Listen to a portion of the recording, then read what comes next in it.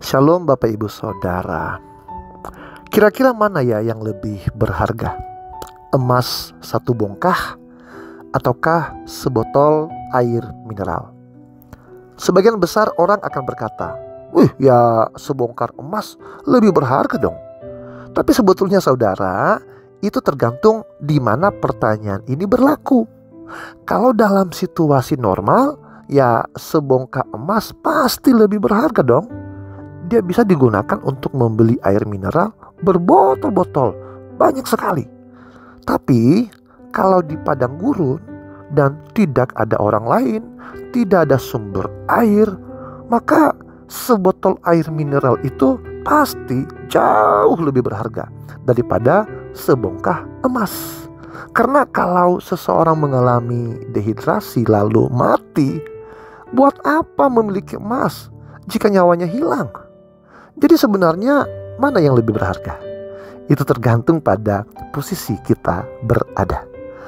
Amsal 16 ayat 14-16 berkata begini, "Kegeraman raja adalah bentara maut atau pembawa pesan kematian. Tetapi orang bijak memadamkannya.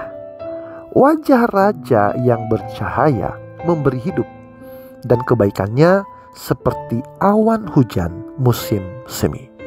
Saudara, di sini ketika seseorang berhadapan dengan seorang penguasa, hartanya yang banyak tidak berpengaruh besar.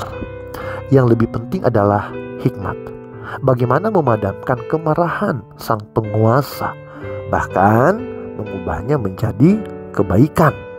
Makanya dikatakan saudara, memperoleh hikmat sungguh jauh melebihi memperoleh emas. Mendapat pengertian jauh lebih berharga daripada memperoleh perak. Sebab emas dan perak tidak bisa mendatangkan hikmat. Tetapi orang yang berhikmat tahu bagaimana caranya mendapatkan emas dan perak dalam hidup ini. Bapak saudara, kadang-kadang orang pada umumnya lebih mengutamakan harta benda dibandingkan dengan hikmat. Betul apa benar? Nah, tapi sebenarnya Alkitab mengajarkan kepada kita bahwa emas dan perak itu memang penting untuk hidup kita. Namun jangan pernah melupakan untuk memperoleh hikmat Tuhan di atas segalanya. Karena hikmat berguna dalam banyak keadaan. Ada waktu di mana kekayaan tidak bisa dan tidak mungkin menolong kita.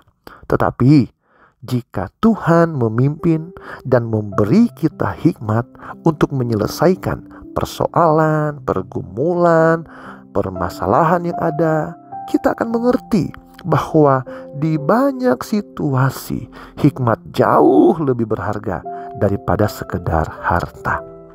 Oleh karena itu saudara, memiliki emas dan perak yang banyak memang bagus. Tapi jangan lupa kita juga perlu belajar hikmat. Mendapatkan hikmat itu penting sekali, karena ada banyak hal dalam hidup yang tidak bisa ditolong oleh kekayaan. Pertanyaannya, dari mana kita mendapatkan hikmat? Tentunya dari Tuhan. Dengan belajar firman-Nya dengan benar, merenungkannya dan menerapkannya dalam berbagai keadaan hidup kita. Ketika kita bertindak berdasarkan hikmat Tuhan, keadaan yang sulit sekalipun bisa diubah loh menjadi kemenangan yang luar biasa. Oleh karena itu, jangan lupa saudara, harta bukan hanya emas dan perak.